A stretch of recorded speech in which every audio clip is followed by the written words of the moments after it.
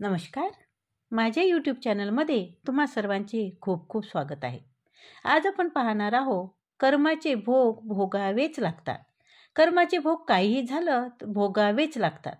कुणाच्या वाट्याचं तुम्ही स्वतःकडे घेण्याचा प्रयत्न केला तर ते कधी ना कधी ज्याचं आहे त्याच्याकडे जातच. प्रत्येक देण्याघेण्याचा हिशोब हा होतच असतो. एका गावामध्ये राधा नावाची एक महिला राहत होती. तिला मूलबाळ नव्हते. बऱ्याच वर्षापूर्वी तिच्या पतीचा देखील मृत्यू झालेला होता. तिला जवळचं असं कोणीच नव्हतं. आता ती फक्त एकटीच जगत होती. ती नेहमी देवाचे नामस्मरण करत असे. देवाच्या भक्तीमध्ये ती लीन राहत असत. स्वतःचं पोट पाण्याचा प्रश्न सोडवण्यासाठी ती एका सावकाराच्या घरी काम करायला जात असे. त्याच्या बदल्या सावकाराची पत्नी तिला महिन्याचा पगार देत असे. पण राधा मात्र फक्त गरजेपुरतेच पैसे त्यांच्याकडून घेत असे आणि बाकीचे पैसे ती त्या सावकाराच्या पत्नीकडे ठेवत असे. कारण ती विचार करत असे की माझं अगोदर झोपडं आहे, मी हे पैसे घरी कुठे ठेवणार, आणि हे जरी मी घरी घेऊन गेले तर ते चोरी होऊन जातील. त्यापेक्षा मी त्यांच्याकडेच माझे पैसे राहू देते, म्हणजे ते सुरक्षितही राहतील आणि मला वेळेला गरज जेव्हा पडेल तेव्हा मला ते मिळू सुद्धा शकतील. ती सावकाराची पत्नी राधाला दोन्ही वेळचं जेवण देखील देत असे आणि त्या बदल्यामध्ये ती इतर कामे देखील त्यांच्याकडून करून घेत असे. सावकाराचा व्यापार खूप मोठा होता. त्यांना कोणत्याही गोष्टीची कमतरता नव्हती. पण तरी देखील ती सावकाराची पत्नी थोडीशी लालचीच होती. एके दिवशी रात्रीच्या वेळी सावकार आणि त्यांची पत्नी झोपले होते. मध्यरात्री सावकाराच्या पत्नीला तहान लागली म्हणून ती पाणी पिण्यासाठी स्वयंपाकघरात जाऊ लागली. तेव्हा तिला तिथे कुणाची तरी सावली दिसली. अगदी काही क्षणात तिच्या लक्षात आलं की हे चोर असावेत. तिने क्षणाचाही विचार न करता सावकाराला उठवलं आणि त्यांच्याशी बोलू लागली. ती इतक्या मोठ्याने बोलत होती की त्यांचं बोलणं त्या चोराच्या कानी पडलं. ती सावकाराला सांगत होती, राधाकडे तर खूप सारे धन आहे. ती किती वर्षापासून आपल्याकडे काम करत आहे आणि तिला साधा 1 रुपया देखील खर्च करावा लागत नाही, कारण तिचं जेवण खाणं देखील आपल्याकडंच असतं. त्याच्यामुळे तिची संपत्ती खूप जास्त झालेली आहे. शिवाय तिला त्या संपत्तीला वारस देखील कोणीच नाही. मला नेहमी ते असा प्रश्न पडतो की ती इतक्या संपत्तीचं काय करेल. हे सर्व बोलणं ऐकल्यावर ती त्या चोरानं विचार केला की ह्या सावकाराच्या घरी चोरी करणे इतकं सोपं दिसत नाही. हे दोघे जण जागेच आहेत, पण राधा तर एकटीच असते. शिवाय तिचं झोपडंच आहे. तर आज आपण चोरी राधाच्याच घरी करूया, कारण जास्त कष्ट न घेता आपल्याला अधिक संपत्ती मिळेल. असा विचार करून चोर तिथून निघून सरळ राधाच्या घरी जाते. तो तिची पूर्ण झोपडी शोधून पालथी घालतो, पण त्याला मात्र काहीही मिळत नाही. तेव्हा तो राधाला उठवतो. तिला विचारतो, तुझ्याकडे जी संपत्ती आहे ती तू कुठे लपून ठेवली आहेस? ती सर्व संपत्ती तू माझ्या स्वाधीन कर, नाहीतर मी तुला जिवंत सोडणार नाही. पण राधा मात्र त्याला सांगते की माझ्याकडे काहीही धनसंपत्ती नाही आहे. तेव्हा चोर तिच्यावर जोरात ओरडून बोलतो, मी सावकाराचं आणि त्या सावकाराच्या पत्नीचं बोलणं ऐकून आलो आहे. तुझ्याकडे खूप सारी संपत्ती आहे आणि तू आता मला मूर्ख बनवत आहेस. बऱ्या बोलाने सारं धन माझ्या हवाली कर, नाहीतर मी तुला जिवंत सोडणार नाही. तेव्हा राधानं त्याला सांगितलं, माझ्याकडे काहीही धनसंपत्ती नाही आहे. माझी जी संपत्ती आहे ती मी सावकाराच्या पत्नीकडे जमा करते. तू सकाळपर्यंत थांब, मी सकाळी मालकींकडे जाऊन तुला सर्व संपत्ती आणून देते, पण मला तू जीवे मारू नकोस. राधा त्याला खूप विनवण्या करत असते, पण तो मात्र ऐकण्याच्या मनस्थितीत नव्हताच. बऱ्याच वेळानंतर तो कसा तरी तयार झाला. तो म्हणाला की मी उद्या सकाळी तुझ्याकडे येईल, तेव्हा तू सर्व संपत्ती आणून ठेव, आणि त्याच्याबद्दल जर का कोणाला सांगितलं तर तुझं काही खरं नाही हे लक्षात ठेव. असं बोलून तो रागानेच बाहेर पडला. पण त्यांना जाताना राधाला जोरात धक्का बसला. तो धक्का इतका जोरदार होता की त्यामुळे राधाचे डोके भिंतीवरती आपटले आणि त्याच क्षणी तिचा मृत्यू झाला. सकाळी हा हा म्हणता ही बातमी सर्व गावभर पसरली. गावातील प्रत्येक जण राधाच्या जाण्यामुळे दुःखी झाला होता, कारण राधाचा स्वभाव खूप दयाळू होता. ती प्रत्येकालाच त्याच्या कामामध्ये काही ना काही मदत करत असे. पण इकडे मात्र सावकाराची पत्नी खूप आनंदित झाली. विचार करू लागली की आता राधाची जी संपत्ती आहे ती माझ्याकडेच राहणार, कारण तिला तर कोणी वारस नाही आणि याबद्दल तर इतर कोणाला माहीत देखील नाही आहे. त्यामुळे साहजिकच ते सारं धन आता सावकाराच्या पत्नीचं झालं. लोकांनी थोडे दिवस राधाबद्दल हळहळ व्यक्त केली. नंतर थोड्या दिवसानंतर प्रत्येकाला या गोष्टीचा विसर पडला, अगदी सावकाराच्या पत्नीला देखील. इतकी धनसंपत्ती असून देखील इतक्या वर्षात त्यांच्या घरी मूलबाळ नव्हतं. काही महिन्यानंतर सावकाराची पत्नी गरोदर राहिली. ह्या गोष्टीमुळे दोघांनाही खूपच आनंद झाला. त्यानंतर त्यांच्या घरी एक कन्यारत्न झालं. दोघेही पती पत्नी खूप आनंदित होते, कारण खूप वर्षानंतर देवानं त्यांच्या घरी पाळणा हलवला होता. दोघांनी आपल्या लेकीचे खूप लाडानं संगोपन केलं. हळूहळू मुलगी मोठी होऊ लागली. आता ती लग्नाच्या वयाची झाली होती. तेव्हा सावकाराने खूप श्रीमंत घर शोधून तिथे आपल्या लेकीचं लग्न लावून दिलं.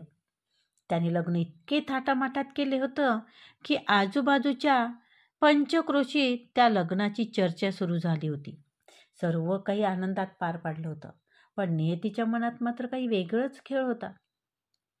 लग्नानंतर अगदी महिन्याभरातच मुलगी आजारी पडली. तिच्यावरती खूप सारे औषध उपचार करण्यात आले, पण तिचा आजारपणात काहीही फरक पडत नव्हता.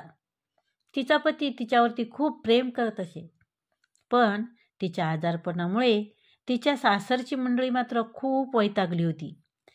काही दिवसानंतर परिस्थिती अशी आली की तिला अंथरुणावरून उठता देखील येत नव्हतं. आता मात्र सासरची मंडळी तिला अंथरुण सांभाळायला तयार नव्हती. त्यांनी सावकाराला सांगितलं की तुम्ही हिला तुमच्या घरी घेऊन जा आणि तिच्यावरती औषध उपचार करा. चांगली झाल्यावरती आमच्याकडे पाठवा. बिचारा सावकार आपल्या लेकीला घेऊन घरी आला, पण पत्नीच्या प्रेमापोटी तिच्या पतीने देखील तिच्यासोबतच राहण्याचा निर्णय घेतला आणि तो देखील सासरी येऊन राहू लागला. आता सावकार पती पत्नी तिच्यावरती भरमसाठ पैसा खर्च करून औषधोपचार करू लागले की आपली मुलगी चांगली व्हावी. पण इतकं सारं करून देखील तिच्या प्रकृतीत मात्र काहीही फरक पडत नव्हता. मुलीचा आजार बरा करण्याच्या नादात त्याच्या जवळची सर्व संपत्ती संपली होती. तेव्हा त्याला एका गृहस्थाने सांगितले की आपल्या गावाशेजारील नगराबाहेर एक वैद्यबुवा राहतात, त्यांच्याकडे तुम्ही हिला एकदा दाखवून बघा. आता इतके औषधोपचार केलेच तर एक शेवटचा पर्याय देखील बघावा म्हणून ते पती पत्नी आणि तिचा नवरा त्या मुलीला घेऊन त्या वैद्याच्या घरी पोहोचले. पण तिथे जाताच तिला चालता येत नसल्यामुळे त्यांच्याकडे ते जे काही थोडेफार पैसे राहिले होते ते खर्च करून ते तिला गाडीने तिथपर्यंत घेऊन गेले. पण जसे ते वैद्यांच्या दारात पोहोचले तसा त्या मुलीने जीव सोडला. मुलीला मृत झालेले पाहून दोघे पती पत्नी आणि त्या मुलीचा नवरा खूप रडू लागले. आपले इतके प्रयत्न केले तरी देखील आपण हिला वाचवू शकलो नाही, या गोष्टीचं त्यांना खूप दुःख झालं होतं. आता जवळ काहीही शिल्लक नसल्यामुळे मुलीचा मृतदेह गावापर्यंत घेऊन जाणं शक्य नव्हतं, म्हणून त्यांनी त्या नगरातच तिचा अंतिम संस्कार केला. सर्व झाल्यानंतर ते पुन्हा आपल्या गावाकडे निघाले. आता काहीही राहिलेलं नसल्यामुळे ते पायीच प्रवास करत होते. खूप चालल्यामुळे ते थकून एका झोपडी शेजारी विश्रांती घेण्यासाठी थांबले. तेव्हा त्या झोपडीजवळ एक महात्मा पुरुष आले. सावकार पती पत्नीस इतके दुःखी पाहून त्यांना त्यांच्या दुःखाचे कारण विचारले. तेव्हा दोघे पती पत्नीने सर्व झालेला प्रकार त्यांना सांगितला. तेव्हा महात्मा हसू लागले.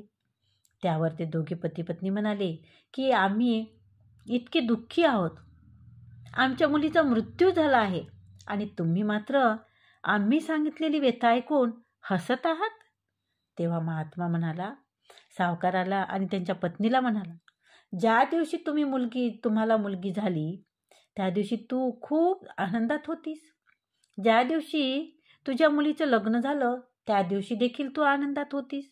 तेव्हा ते सावकाराची पत्नी म्हणाली की हो, आम्हाला खूप वर्षानंतर कन्यारत्न प्राप्त झाले होते. मी आनंदात होते आणि माझ्या मुलीचं लग्न होतं म्हणून मी लग्नात देखील आनंदात होते. तेव्हा साधू म्हणाला की जे देवाचं होतं ते त्यांनी घेतलं, त्यात दुःखी होण्याचं काय कारण आहे.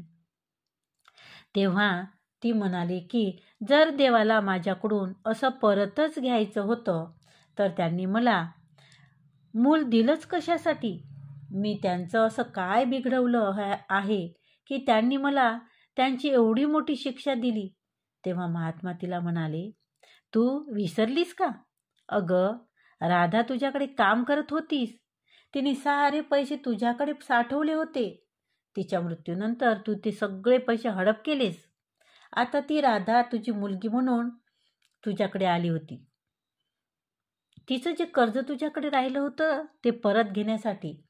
तिच्या आजारपणात तिने तिचं सर्व पैसे खर्च करून घेतले आणि थोडेफार जे उरले होते ते तुम्ही जेव्हा तिला नगरात वैद्याकडे घेऊन जात होतात तेव्हा ते खर्च झाले. त्यामुळे वैद्याच्या दाराशी जाताच तिने आपला प्राण सोडला. तिचा हिशोब पूर्ण झाला. तिने तुझ्याकडचे जमा रक्कम मुद्दल आणि व्याजास सगट वसूल केले. हे सारं तुझ्या लालचीपणाचं फळ आहे.